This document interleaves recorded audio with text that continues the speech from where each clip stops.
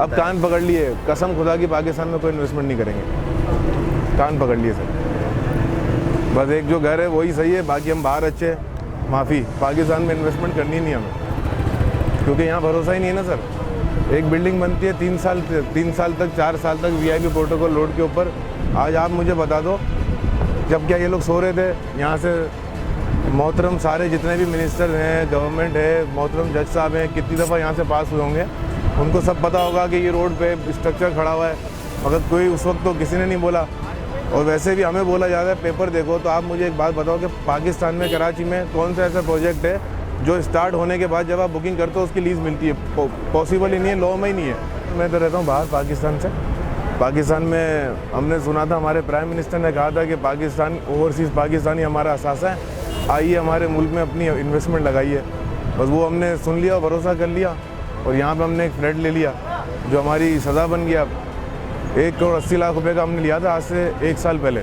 उसको लिया, उस पर खर्चा किया, क्योंकि हमने कहा चलो प्राइम मिनिस्टर बोल रहे हैं तो अपने मुल्क में भी जाके कुछ करें। हमेशा वो हमारी इज़्ज़त करते हैं कि ओवरसीज़ पाकिस्तानी हमारा असासा, ओवरसीज़ पाकिस्तानी ये वगैरह वगैरह। तो कर लिया, मगर अब ना प्राइम मिनिस्टर दिख रहा है, ना कोई गवर्नमेंट दिख रही है, ना कोई सिला दिख रहा है, ना कोई वसीला दिख रहा है। यूटिलिटीज़ क्या काट दें। मैं तो कहता हूँ अगर ये हमारी सीढ़ियाँ भी आके तोड़ के चले जाएं फिर भी हम घरों से नहीं निकलेंगे, इसलिए कि हमारे पास कुछ है ही नहीं ना जाने के लिए। तो हम कहाँ जाएंगे? हम ऊपर मर तो जाएंगे मगर जा कहीं नहीं सकते भाई, इसलिए कि ये कोई ऐसी रकम नहीं है कि हम जाके यहाँ पे 10 लाख का कोई जाके घर खरीद लेंगे। यहाँ कोई 10 लाख में कोई घर नहीं मिलता भाई, ये करोड़ों की जगह है। तो ये आज से थोड़ी, ये कोई आके क्रेन से यहाँ पे रख थोड़ी दिया गया है, ये आके पूरा बना है, इसको बनने में 4 साल लगे। ये तो एक इशू नहीं है, ये पूरी इंडस्ट्री है, आप समझे। और ये शाहराह फैसल पे ये एक बिल्डिंग नहीं है, ऐसी 200 बिल्डिंगें हैं, और ये 200 बिल्डिंगों में सारी की सारी में एक्स्ट्रा लैंड हुई है और सब सोसाइटियों ने दी है। सिंधी मुस्लिम ने 44 प्लॉटों को दी है, आपके जो PCHS है उन्होंने कोई 250 प्लॉटों को दी है।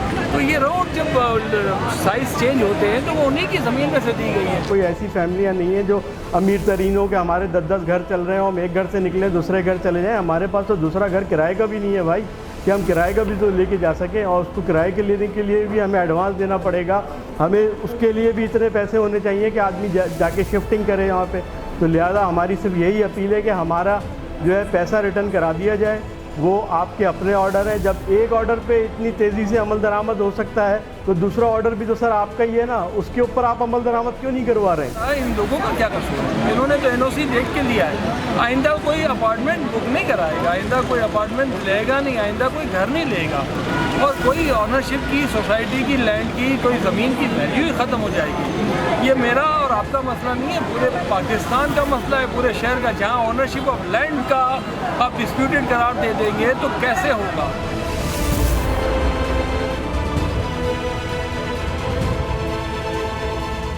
बाप मरेगा, बेल कटेगा, फिर न्याज बटेगी, तो वो तो है ही नहीं ना। वो तो हमें ही पता है, जब अपने चीज़ें लेके जब पैसे नहीं मिलते वो फंस जाते हैं। तो जब यहाँ से चले जाएंगे तो क्या खाक मिलने वाला है कुछ? लीज़ तो कोई भी पाकिस्तान में ऐसी बिल्डिंग नहीं है जो कब्ज़ा मिलने से पहले लीज़ कर दे। कब्ज़ा मिला उसके बाद लीज़ होती है। अब अगर वहाँ पे जब पहले किसी ने कुछ नहीं किया तो अब हमें तकलीफ़ दी जा रही है, बोले पेपर पूरे देखे, तो हमने तो देखे थे। अब अगर इनका बाद में SBCA ने कोई मिस्टेक की है या किसी और अदारे ने मिस्टेक की है तो उनका गला पकड़ो, उनको फांसी दो, हमें क्यों निकाल लो यार? हम तो किसी से नहीं ले सकते ना पैसे, ना हम किसी से पैसे ले सकते हैं, ना हम किसी बिल्डर को पकड़ सकते हैं, ना किसी सिंध असेंबली को पकड़ सकते हैं, ना वफाक से हम बात कर सकते हैं। इसलिए कि हम तो एक आम शहरी हैं, और आम शहरी होने की वजह से सिर्फ हमारी एक इल्तिजा है कि हमारे सिर्फ पैसे रिटर्न कराए जाएँ ताकि हम कहीं जाके सर छुपाने के लिए अपनी जगह ले सकें। ये गलत है, और हमें पैसे दिया जाए। हमारा एक ही मौका है, हमें पैसे दें, पैसे के बगैर हम यहाँ से नहीं जाएंगे। और अगर इनका इतना वो है तो यहाँ से हमें मार दें, हमें ख़त्म कर दें, तो फिर हम जाएंगे। और हमें पैसे अभी तक नहीं मिले। उन्होंने कहा था कि आपको बिल्डर पैसे देगा, ना बिल्डर ने पैसे दिए। बार बार इनका कहना आप बिल्डिंग गिरा दो, आप बम से गिरा दो। यार ये था कौन सा कानून है, कौन सा इसमें ये होता है? आप मुझे ये बात ना बताएं। हमें पैसे कहा नहीं गा कि आपको पैसे मिले, आप कहाँ जाएंगे, हम कैसे रहेंगे? आप जरा सोचें ना सर। कि जो ऑर्डर में लिखा हुआ है पहले तो इनकी पेमेंट होनी चाहिए, इन लोगों को अपने पैसे मिलें या कोई ना कोई गवर्नमेंट इसकी रिस्पॉन्सिबिलिटी दे। सबसे पहले ये डिसाइड होना चाहिए। नंबर 2 ये डिसाइड होना चाहिए कि 780 गज ज़मीन सही है और 341 गज गलत है।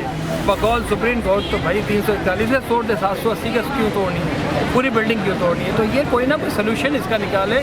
जैसे आपने निकाला धमाके से उड़ा देंगे इसका सोल्यूशन, तो वो सोल्यूशन भी है। उसमें आप टेक्निकल लोगों को बुलाएं, आप NIT से बुलाएं, डीन को, स्ट्रक्चर इंजीनियर्स को बुलाएं, आप कंसल्टेंट को बुलाएं और उसका वे आउट निकालें।